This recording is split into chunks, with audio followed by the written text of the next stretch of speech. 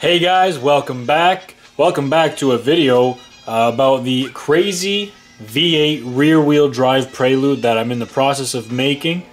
I'm at the point right now where I've stopped pulling things off the car and I get to start putting things into the car now because I had to start with a clean slate. So I'm pretty excited to see where I'm at right now and show you guys where I'm at.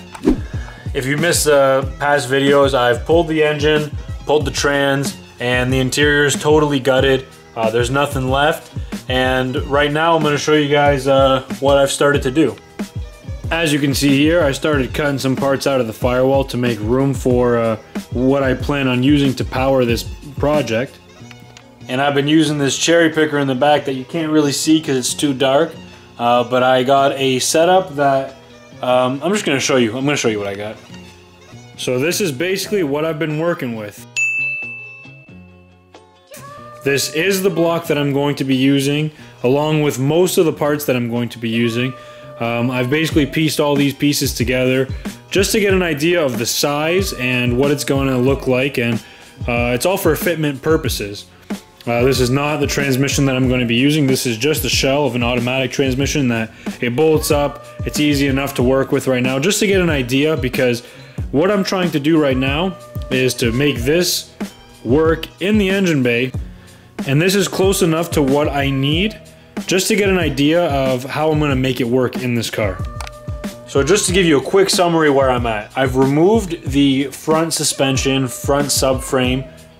Initially didn't think I would have to, but the entire subframe was in the way right here of where the engine and transmission need to go. So I had to pull that, and now I am working on getting another car that I think I can part.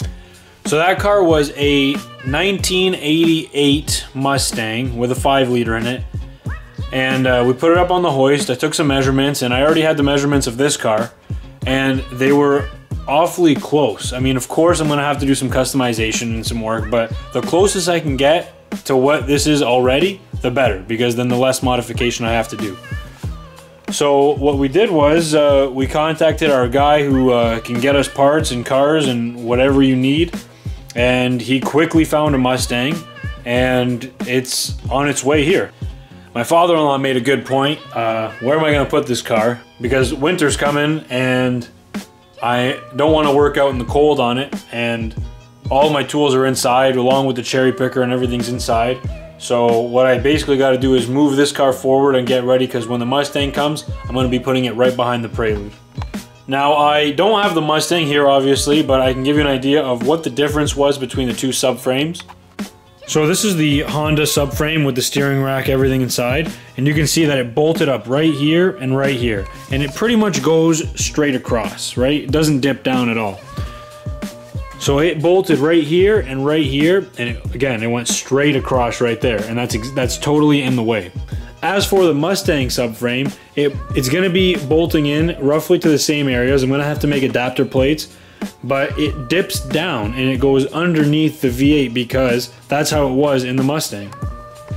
And since I'm getting a Mustang, I was planning on going with a bigger rear axle, like a 8.8 or 9-inch, but I'm going to look at what the Mustang has since I'm getting the whole car, and if I can use the rear end, then I might just do that as well, and then we can focus on that for the back. Now, I've said this before in one of my other videos, but I'll just say it again. Everything that I'm doing, obviously there's no tutorial on how to do it online because it hasn't been done before. It's just basically in my head what I'm trying to do, and I'm just trying to put it to real life. So if you've ever worked with a small block Chevy or any Ford suspension or the Ford rear end, or if you've done anything similar to what I'm doing and you think you might have some good input, let me know, because I can't go online and look up what I'm trying to do. It's all trial and error. So if you have an idea or you want to share your 2 cents, put it down in the comments. It'll help me out a ton, and then I can brainstorm, because right now I'm just going off of my head, and I'm reaching out to my friends and family who know a little bit about what I'm trying to do, and we're just trying to make it all work together. Anyways guys, this has been kind of like an update video. Didn't really get much done today because I'm just kind of waiting on the Mustang to get here so that I can work on pulling the front suspension out of that car and then working it with the engine and trans all at the same time. Just makes more sense to me. But I'm pretty excited. I get to work on putting this thing back together. Working on rebuilding a V8 soon. I get to work on the interior with my new custom dash, all the new seats that I'm going to be putting in here. So I'm pretty excited. Again, if you guys have any input that you think can help me out, let me know. And don't forget to subscribe, because every time you subscribe, this project gains 1 horsepower. It's a known fact. That's why all the other YouTubers have fast cars, because they got so many subscribers. That's why this one's not moving. So if you can help me out, that'd be great. And again, I really appreciate you guys. Thank you. We'll see you next time.